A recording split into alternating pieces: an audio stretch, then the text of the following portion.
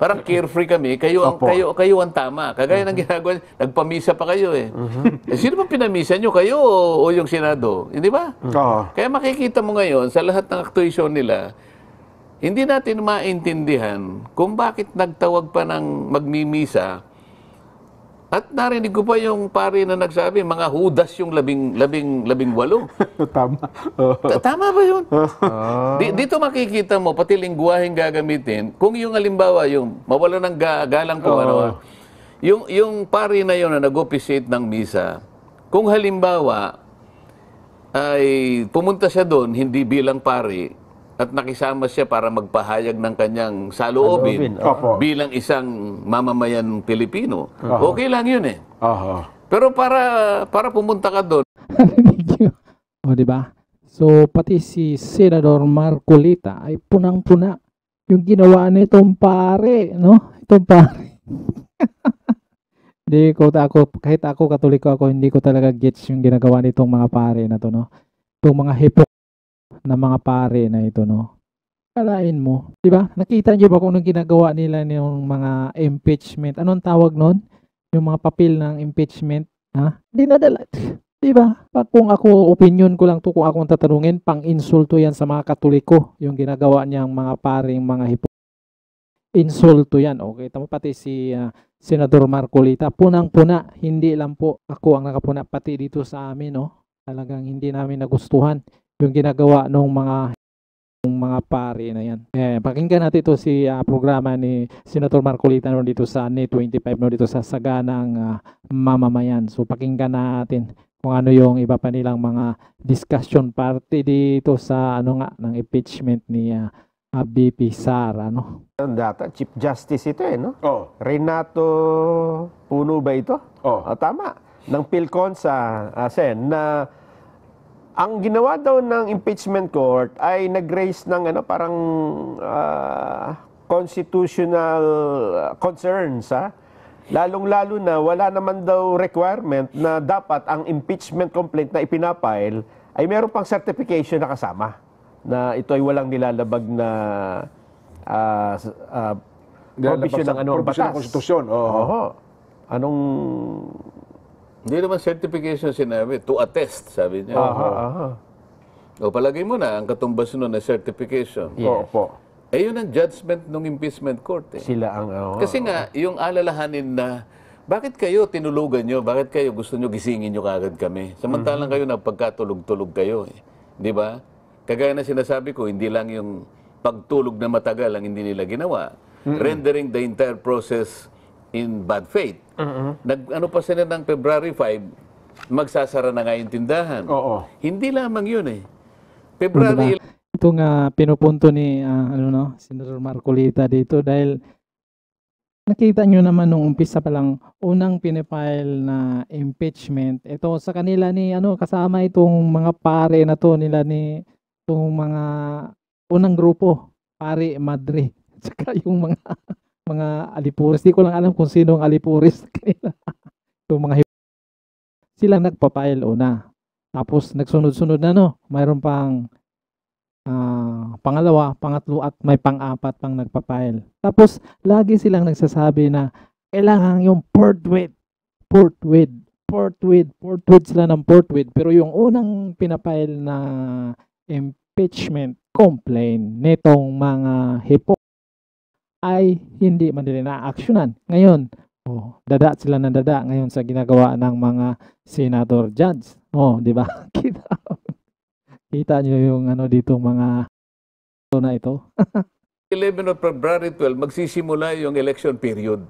Isipin mo, paano gagampanan, for example, ng mga senador? Kasi kung halimbawa kinonstitute mo sila as senator judges, nangangampanya sila, may exploit sila dun eh.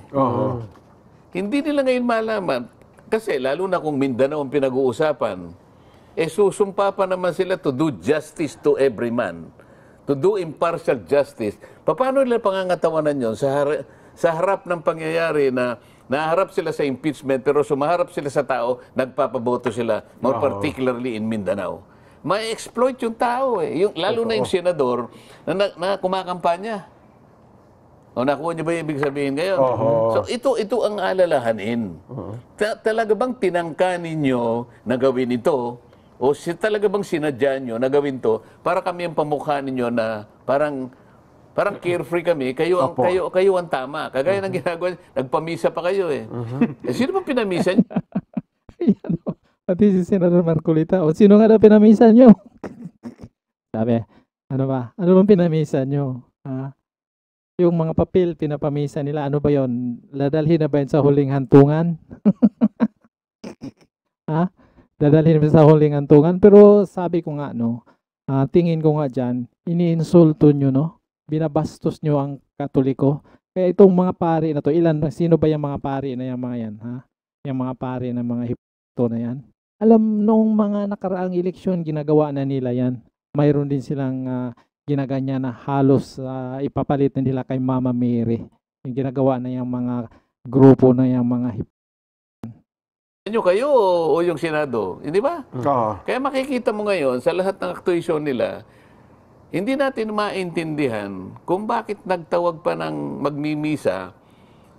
At narinig ko pa yung pari na nagsabi, mga hudas yung labing walo. Tama. Tama ba yun? Dito. kita nyo? Pati hindi lang si Senador Marcolita ang nakapuna dyan, no? Marami ng mga Katoliko pinuna yung pari na yan, no? Yung hito na pari na yan, no? Ha? Ang galing mo, Father. Ay makikita mo, pati lingguwaheng gagamitin, kung yung halimbawa, yung mawala ng galang kung ano, yung pari na yun na nag-officiate ng misa, kung halimbawa, ay pumunta siya doon, hindi bilang pari, at nakisama siya para magpahayag ng kanyang saloobin bilang isang mamamayan Pilipino, okay lang yun eh. Pero para pumunta ka doon bilang isang religious, at isang purely political matter, hinaluan mo ng kulay ng religion, may problema doon, Jen. Pinaghahalo mo na. Merong constitutional divide na hindi makikialam yung politika sa usapin ng relihiyon. Yun lang nga. yan. Tama. Dati pa, alam mo dati pa yung ginaganyan yan na hiwalay. Kaya nga itong mga religious, itong mga ano na yan, walang tax yan eh. Hindi nagbabayad ng tax yan eh. Dahil katuwiran nila, hiwalay kami, hindi kami kasama sa politika. Libre ba hindi nagbabayad ng tax yan? Yung mga yan, ha? Yung mga, pero grabe talaga pag makikita mo yung ginagawa nila, no? Diyan sa mga impeachment, anong tawag diyan? Yung mga papel. Grabe pag makita mo yung mga may mga congressman doon, dala-dala nilang ganun. Diyos ko, patawarin mo sila. Patawarin. Aking masasabi dyan. Bagay kasi yung Ginoo na yun, mukhang kasama yun sa mga galit na galit sa mga Duterte. Akala mo tawaging hudas yung mga taksil sa bayan. Hindi ko alam kung ano yung forma ng misa. Pero ako ang palagay ko, kahit na hindi ko alam yung kanilang tuntunin dyan, pag siguro ikaw ay nagmimisa, para sa inyo isang banal na ritual yan, wag ka na magagamit ng ganong pananalita siguro. Hindi ba? Tama po kayo. Diba? Pero paano kaya kung mayroon hong maghain ng question ito sa kataas-taasang hukuman? Di maganda, di maghain sila. Ayun, Di ba? Kasi mukhang sabi ni Senate President Escudero, mukhang ang Korte Suprema lang ang makapagsasabi kung mayroon ngang nilabag sa konstitusyon. Paano naman kung halimbawa ang sasabihin ng Korte Suprema, bahala kayo dyan. There is no justiciable controversy. Tama. Para sa amin, this is a political question. Ayaw naming magpahayag. Hindi, tapos. Di ba? Ang gusto ko lang mangyari, wag nyo nang itawid dito kasi sa 20th Congress ng Philippine Senate, nandun na ako eh. Di ba? Ang gusto ko lang mangyari, wag nyo nang itawid dito kasi sa 20th Congress ng Philippine Senate, nandun na ako eh. Di ba? Pero wag nyo nang tangkain, yun ang ibig ko sabihin. Kaya lang, Sen, sa